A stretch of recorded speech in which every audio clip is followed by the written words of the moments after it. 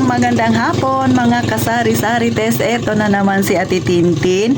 Pero syempre, meron tayong pagbibigyan na isang viewers. Ang tanong niya kay Ate Tintin, ilan ba daw o ano ba daw ang sukat ng aking tindahan? Pero bago ko sagutin yan, abay, mag-subscribe ka na kay Ate Tintin. At kung nagustuhan mo, nakarelate ka sa aking sasabihin, huwag ka nang mahiya, pindutin mo na ang like para magkaroon naman ng like ang video ko na ito.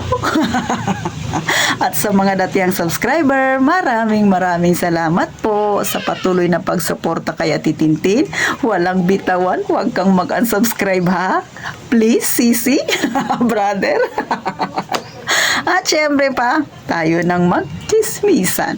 So, sabi ni Ma'am Ferlyn, ano yung sukat ng aking tindahan? So, bago ko sagutin yan, Ma'am Ferlyn, si Ate Tintin ay nag-umpisa sa 20,000 pesos na puhunan. Then, nung nag-umpisa talaga ako, sobrang alog-alog. Ang pangit talaga ng itsura ng aking tindahan. Pangit naman talaga hanggang ngayon, yung harapan. Pero syempre, bawi na lang ako sa laman at sa pagsasalansa ng aking paninda. Sunod, mga kasari, sa 20,000 yan, syempre, konti lang ang mabibili dyan kasi may kamahalan ang paninda dito sa amin sa lungsod ng Puerto Princesa dahil malayo kami dyan sa Manila, ibinabarko pa. Next, kung nakikita ninyo, yung picture na yan na nasa taas, di ba? Wala pa masyadong laman. Pero sa totoo lang, nag-uumpisa pa lang na magkalaman yan. Ganyan na siya. O, nag-uumpisa pa lang ha. So, meaning, kung titingnan talaga yung picture ko nung unang-una, mas pangit pa siya nung nag-umpisa ako. Pero nagkakalaman na siya, ganito na ang itsura niya. Pangit pa rin na. Next, syempre, kumpara mo yung noon sa ngayon, abay, mas marami ng laman. O, mga kasari ha. So, eto na ha. Sa harapan ko hanggang sa likuran ko, ang haba niyan ay nasa 3 metro. O, maliit lang. 3 metro lang ang haba niya. So, dito sa kanan ko, papunta ng kaliwa. So, ang haba naman yan ay nasa 4 na metro at kalahati. So, bali, 3 meters and 4.5 meters. Yan ang kanyang sukat, sisi. So, maganda lang siyang tingnan kasi yung pagkakagawa ng aking tindahan ay marami siyang lagayan. O, mga kasari. So, ipapakita ko na ang itsura ng tindahan ni Ate Tintin. Maliban lang dito siguro sa harapan kasi against the light. So, masyadong masilaw. So, ipapakita ko na lang yung sa likuran, sa kaliwa, at sa kanan. O, mga kasari. So, eto na yung likuran ni Ate Tintin. Ayan. Ayan yung sa taas ko. O, mga kape. Ayan yung mga dilata. Ayan. Tapos, eto naman yung sa mga likuran ko. Mga soft drinks. O. Tapos, eto naman yung sa kanan ko. O, mga kasari. So, ito, refill ko yan ng mga kape. O. Kesa mag-akyat-akyat pa ako dyan sa taas. O, di ba? Medyo mataas yan. So, kita nyo ba yan ang itsura? So, yan, mga kasari ha. So, ganyan, magsalansan si Ate Tintin. So, ito.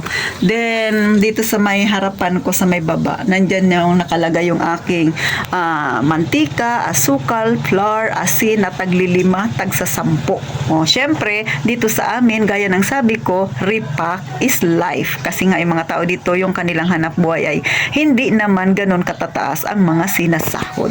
O, dito na tayo sa kaliwa ko. Syempre, ito yung aking maliit na ref. Ayan yung makikita ninyo. Yung sa taas, panay mga pub conditioner. Ayan. So, ito yung mga sabon. So, hiwalay siya sa malapit sa pagkain para hindi nangangamoy. So, ayan siya. Okay?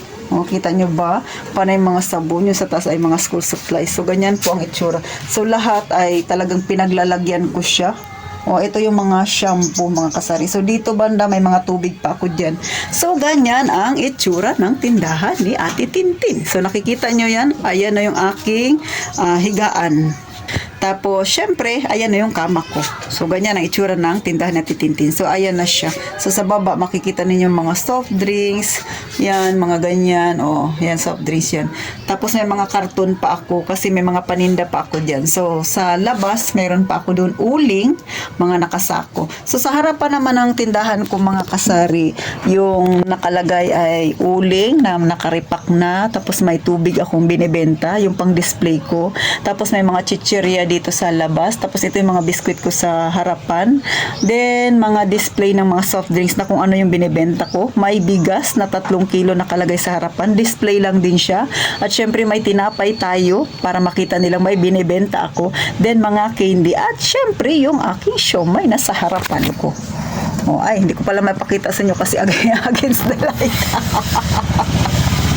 So yan ang itsura ng tindahan ni Ate Tintin, Ma'am Perlin, at kung gaano ang laki at lapad. Sana sa mga wala pang tindahan na nanonood sa akin ngayon, nakakuha kayo ng kaunting idea. Huwag nyo nang intindihin kung gusto nyo talagang magkaroon ng tindahan, huwag nyo nang pansinin kung gaano man kaliit ang inyong space. Ang mahalaga, marunong kang mag-ayos ng paninda mo. Ang mahalaga, yung kapital mo kung paano mo hawakan, kung paano ka maging masinop para syempre umunlad ang iyong negosyo. So, wag tayong maghangad agad na magkaroon ka agad ng improvement yung negosyo natin. Pagka nagtinda tayo, focus lang tayo doon. Ha? Wag lang nating pansinin. Gaya nga na sinabi ko sa inyo, ang itsura ng tindahan ni Ate Tintin noon, eto. At syempre, ang itsura ng tindahan ko ngayon. O, di ba? So, masaya lang pag nakikita ko yung picture na yan kasi ibig sabihin ay naging maayos naman ang aking paghawak sa aking maliit na tindahan. So, hanggang dito na lang mga kasari. At gaya nga ng palagi kong sinasabi, mga sisi, mga brother, mag-iingat tayong palagi, mga kasari.